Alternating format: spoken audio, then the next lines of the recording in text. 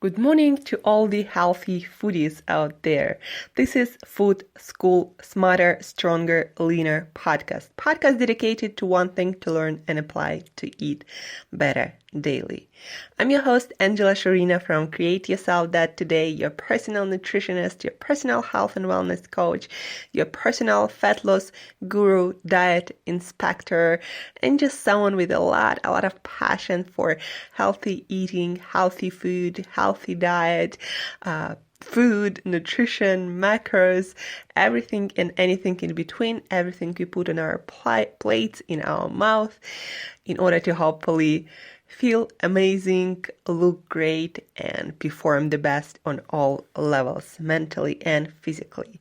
Today's episode is dedicated to answering a few questions that I got from either Quora or in real life from my clients, or just subjects I've been talking a lot with experts or guys like you, healthy foodies who are interested in feeling, looking, and performing the best. So anyway, let's dig in right into it. Macros and calories, and why you shouldn't be trusting food labels and Google blindly while designing your fat loss or weight loss nutrition specifically.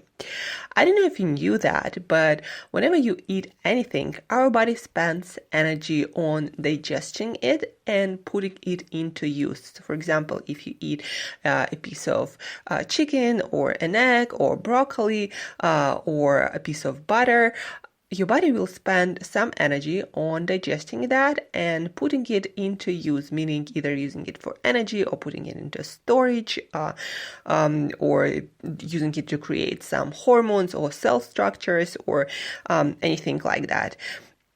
And for different macronutrients, I'm not even talking here specifically about foods, but for different macronutrients, for example, proteins, fats, and carbohydrates, and with different conditions, meaning, for example, if you eat after training or before training, if you eat in the morning or in the evening, if you drink coffee with it, well, different conditions make that number also that your body spends different.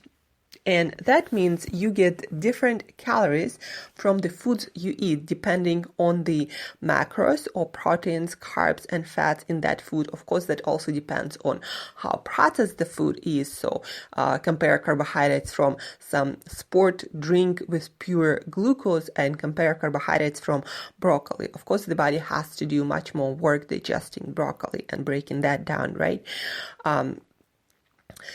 And no food labels will tell you those things, like how many calories exactly are you getting from certain nutrients.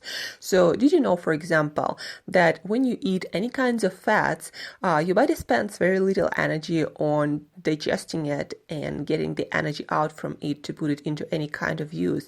So when you eat fats, 97 to 100% of that energy you're going to get. So your body will lose, quote unquote, only 0 to 3% on digesting and absorbing your fats from your foods.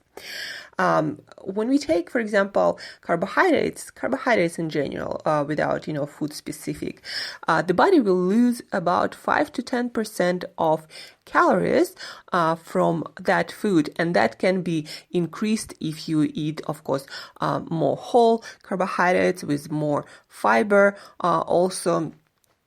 Or if you eat carbohydrates in carbohydrate depleted state or after training, your body will lose at least 5 to 10% of that energy on digestion and assimilating, like putting into work those carbohydrates that you just ate.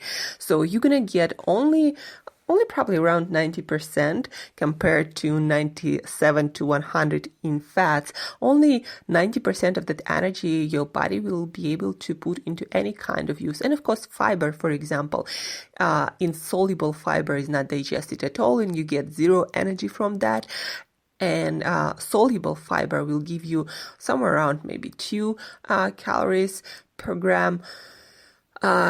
And that also on most labels, food labels, is not reflected, and you get the same amount of calories, either you eating sport drink or broccoli. And that, I believe, is really unfair and confuses a lot of people. And that's why people start believing that also calories, no matter where you get them, are equal. And it's not true, because again, your body has to digest. And we were just talking about carbohydrates and how your body gets only 90% energy from those carbohydrates. But if you, for example, consume those carbohydrates from some sport drink that has like pure glucose, then your body has to spend only 1% of that energy on any kind of digestion, because that's just pure glucose and your body can use it right away without making anything with it. So for example, if you consume, let's say, 300 calories from some sport drink and 300 calories from broccoli, according to food label or Google, then you're going to get much less calories from broccoli. So 300 calories basically you're going to get from sport drink, and from broccoli you're going to get probably around 200.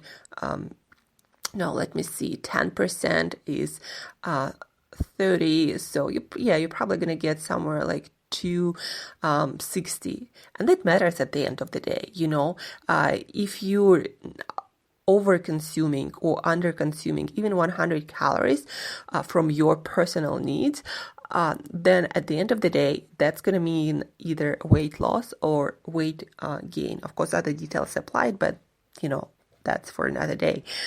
And when we take protein, your body has to spend on average 25% of those calories on digestion and absorption of that protein. So for example, again, 300 calories, let's say you getting it from steak, and actually steak or meat in steak is one of those sources of protein that require your body to really do some work digesting and breaking it down, and you actually get somewhere around you actually waste somewhere around 30% of calories. So you're gonna lose probably around 90 calories just by digesting that protein. If we take, for example, 300 calorie piece, right? So you eat 300 calories and your body gets only 210, and so there is a huge difference, as you can imagine. Plus, I'm not even talking here about how your insulin is going to be affected in your blood glucose, and insulin tells your body to store most of the absorbed energy as fat. So the more you eat carbohydrates, especially processed carbohydrates, the more your insulin is going to be elevated and the more of the energy going to be put into fat. But even disregarding that, when you're eating 300 calories from fats, from carbs, and from protein. So from protein, you're going to get only 210. From carbohydrates, you're going to get somewhere around 260. And from fats, you're going to get somewhere around 300, the whole amount. And again, no label will tell you that. Why? Because by the time they figured that piece out about digestion of food labels were already designed, and they actually decided on some nutritional international committee, I've read about it recently, that it's just not worth their time and efforts and cost involved into redesigning all the labels and counting again all the nutritional value.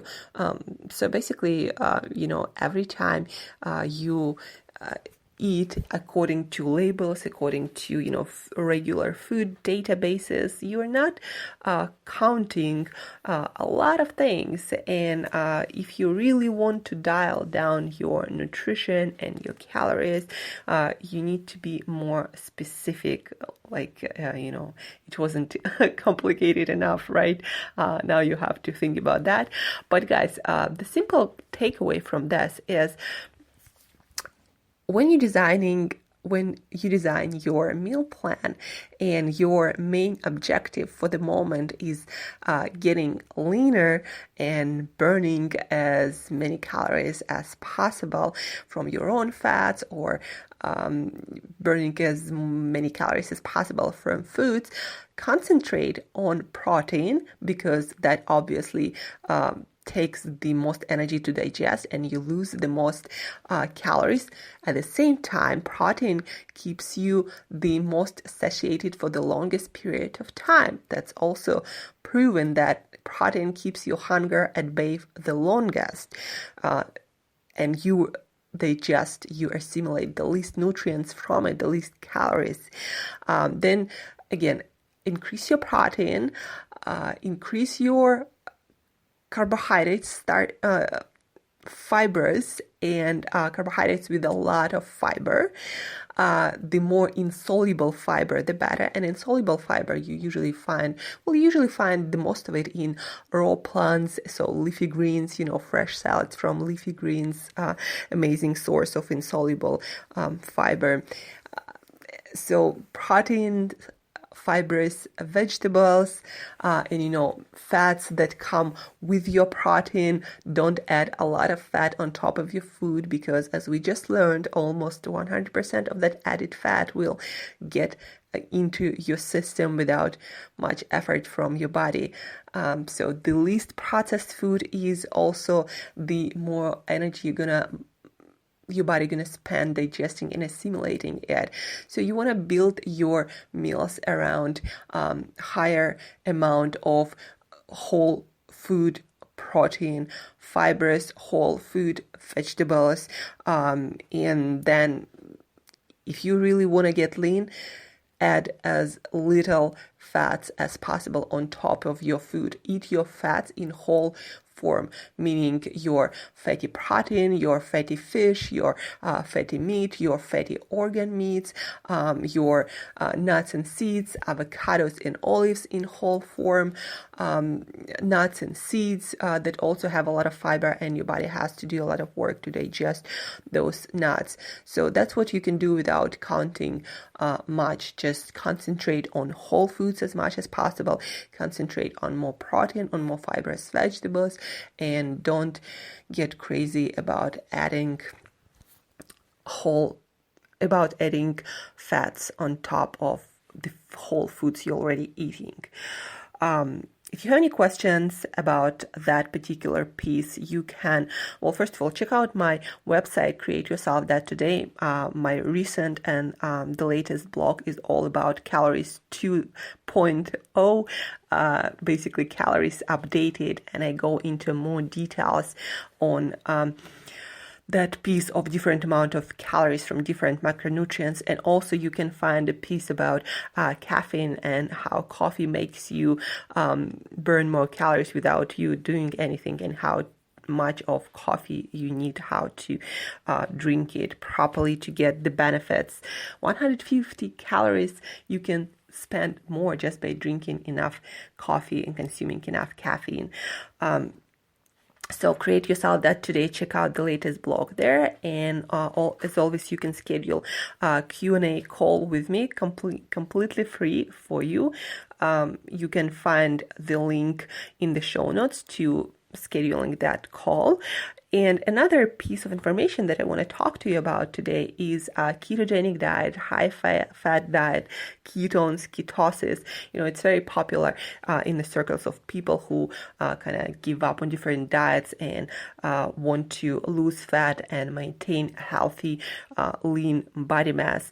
A lot of people start believing into some magical properties of ketone bodies, or basically fat molecules that are water soluble, that your body can use as energy, as an alternative to glucose and sugar. So basically your body can use for energy either fats or glucose, but we have unlimited stores of fat, and fat is cleaner fuel, basically meaning less inflammation, less oxidation in our body.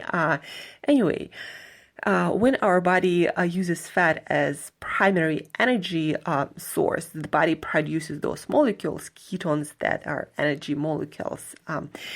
And there are a lot of benefits to them. There is still not that much really research about all the benefits and how exactly those molecules affect our body and our fat mass or our fat loss. But a lot of people start believing that, the more ketones they have in their system, the deeper they are in ketosis or in that fat burning state, the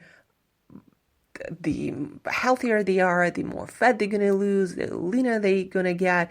That is not the case. Actually, ketogenic diet and a lot of low-carb diets work the best to the point where you lower your insulin to its healthy level, and you're able to maintain that healthy balanced level of insulin.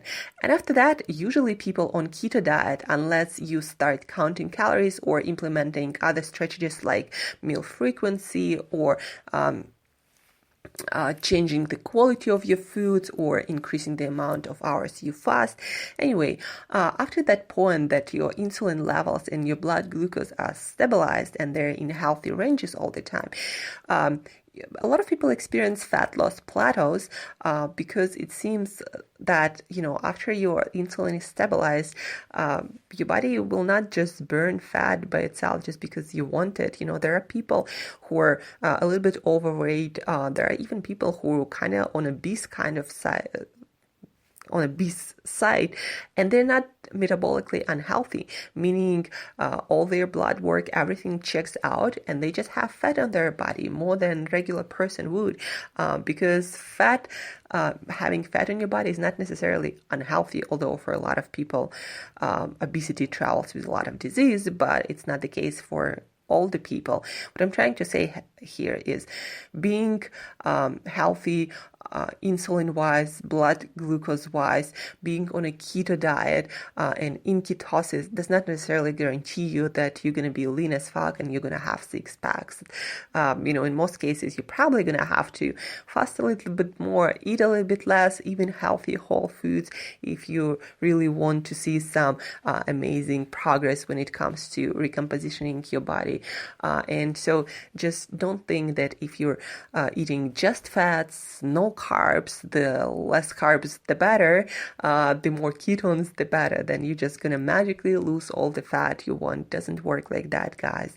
So stop believing into some magical properties of keto diet, because there are none. Keto diet is very popular and very effective for a lot of people these days, just because a lot of people these days overeat processed carbohydrates and carbohydrates in general, and their blood glucose, their insulin levels are out of balance. And insulin, as we know, is the major hormone when it comes to fat storage. The higher your insulin is on a regular basis, the more fat you're going to store.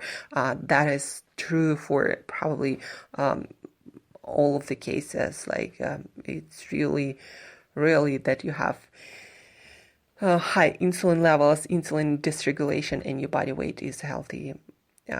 So that's, I think, where we're going to end up today. Tomorrow, we'll see where we're going to get with our podcast tomorrow. But this week, we're going to have some new episodes about some food stories, about food brands and how certain things in our food industry evolved. So some amazing and awesome conversations. Then I'm going to invite a friend of mine for a friendly Q&A talk about macros, fat loss, changing your physique to stage level, meaning physique bodybuilding competitions.